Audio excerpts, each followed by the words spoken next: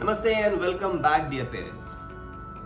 We have moved on from acceptance and we are now at the stage of understanding. And on this road, the first thing that we understood in the last episode was about the Triguna concept. We had tried to understand how Sattva, Rajas, and Tamas could be in different proportions in each of the individuals, even if they belong to the same genetic line as ours. Now, let us try to find its implementation, how to implement it in our lives. I request you to create a checklist, not necessarily on a paper. You could do this in your mind as well. But make a checklist about some basic questions about your child. And of course, you may have come across these questions, you may have thought about these questions also. But now I really want you to not do this casually, but seriously, albeit candidly, without asking these questions to your child. Observe these silently. So a few questions like that would be: what is your child's favorite color? What is their hobby? Who are their, say, 5 best friends? What do they like to eat the most? Who is their favorite superhero? What do they prefer to do most time of the day? This will start bringing a lot of understanding about Sattva, Rajas, and Tamas. Do they keep doing some creative work? Without having any need to even go out and play? Or it is very difficult to bring them home from a playground and really tell them that you need to come back home? Or probably neither of this, and they are just sitting in the home, probably thinking, probably watching television, or probably doing something on your phone.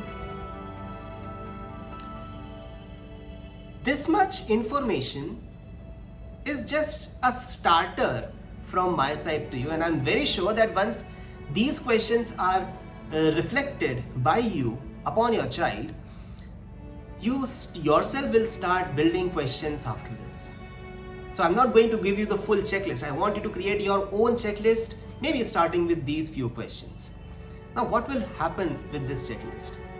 This will start giving you a few ideas about the Sattva, Tamas, and Rajas quotient in these kids.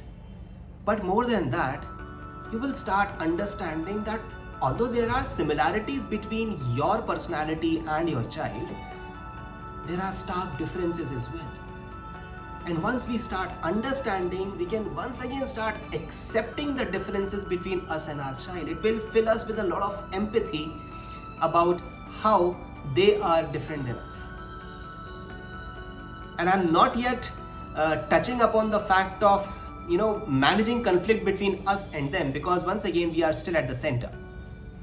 So what will happen is, this will give us a kind of readiness that they may have a different approach about life in general, day-to-day routine in general, and then maybe something like a career as well. I can share you an example about this. Although we may see many sectors are flourishing in India right now, there is one particular sector where it has been seen like a pattern that a father or a mother working in that sector, their children will have a tendency of joining the same sector, and then their children, there will be generations falling in the same sector again and again. Even if the profiles are different, they will probably still work in the same sector. And this is cinema or film, whatever we may call it, or music. You may have seen generations after generations falling in the same category. Or even if the same generation is not coming in, someone is coming from outside, then the generations after that also fall in the same line of business. An actor's son or daughter becomes an actor or a director or a producer, and so on and so forth with the music directors and singers as well, isn't it? This is just a pattern, and I'm not creating a compulsion in here in my mind. I'm just saying that this looks like a pattern. But amongst all of these examples, we can still find few exceptions, and this is one beautiful example about a parent working in the sector of cinema and interestingly nurturing his child in such a beautiful way that he goes on to represent India on an international platform in the sport of swimming. So ladies and gentlemen, I'm talking about the case of Ranganathan Madhavan, fondly called as Maddie or R. Madhavan, who's a renowned actor. On his social media, you can find out how dedicatedly this couple, Mr. and Mrs. Ranganathan Madhavan, have nurtured their child, Vedant Madhavan. Understanding his traits, they have nurtured the child and honed his skill, or helped him hone his skills into the field of swimming. And so proudly, he now represents India. He has represented India in the junior levels. He has recently become a gold medalist in the national games, Khelo India Games as well, multiple gold medalist. And I think already his overall medal tally, his career medal tally is I think beyond 50s or 60s, I think.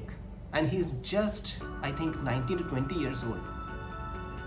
What a beautiful example of someone understanding the child's personality and guiding him towards his destiny.